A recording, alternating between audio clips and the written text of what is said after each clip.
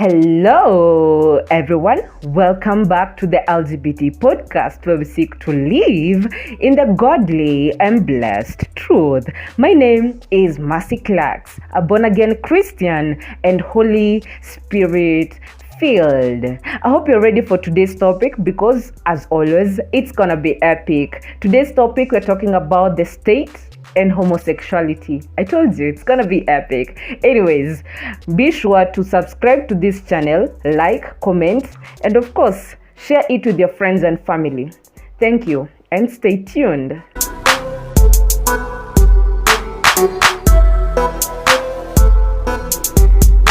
Okay, let me start by saying that as long as homosexuality is in this world, the states and governments cannot afford to ignore the topic. And saying that it is a non-issue at the moment will not solve anything. Actually, we are just allowing a baby giant to grow. Why can't we as Kenyans especially begin to deal with it as small as it is, with the baby giant that is homosexuality in the country, as small as it is? Let us begin to tackle this topic and this issue and begin to see or foresee some of the issues or interventions that we can employ.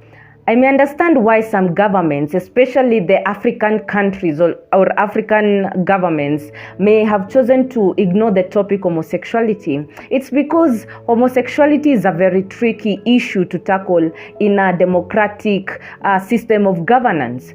Because, as you know, democracy requires that the supreme power be vested in the people, and so democracy provides an environment that protects human rights and also the fundamental freedoms like the freedom of speech, freedom of expression, like what we are doing right now, and also freedom of worship. We must understand that we usually have two governments in operation, one that is spiritual and the other which is physical.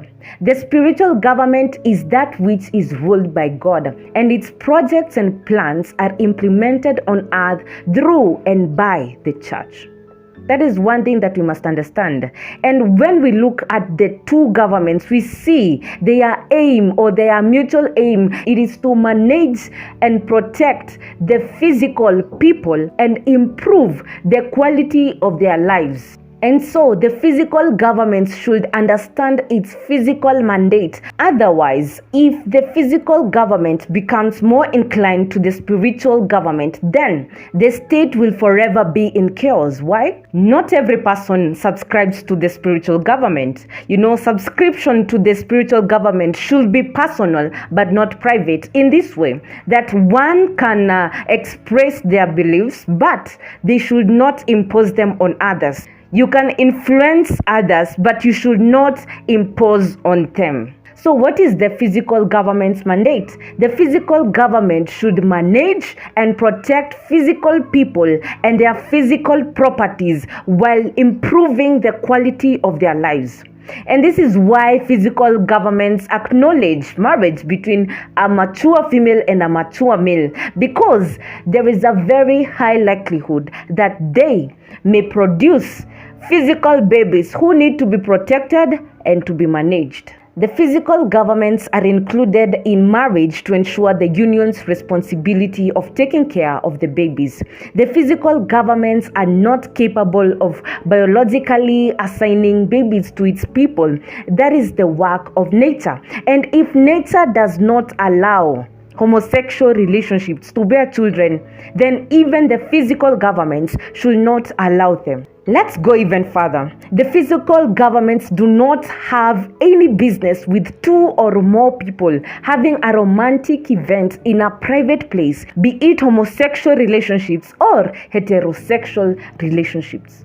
This is where I find it gross when laws are made and enforced against homosexual people, because the physical government has got no business in interfering with the romance of its citizens. For example, the bill that was proposed in Uganda, which was referred to as Kill the Gays Bill. This is a very pathetic way of tackling homosexuality. Regarding the issue, physical governments should ensure that they are sober enough to distinguish between their mandates and that of the spiritual government. Otherwise, we will begin a cycle where if a Christian becomes the president of this country, he or she might introduce a kill the Muslim bill, or if a Muslim becomes the president, they might introduce a kill the Christians bill. To avoid this potential bloody genocide, the physical governments should retain their physical mandate.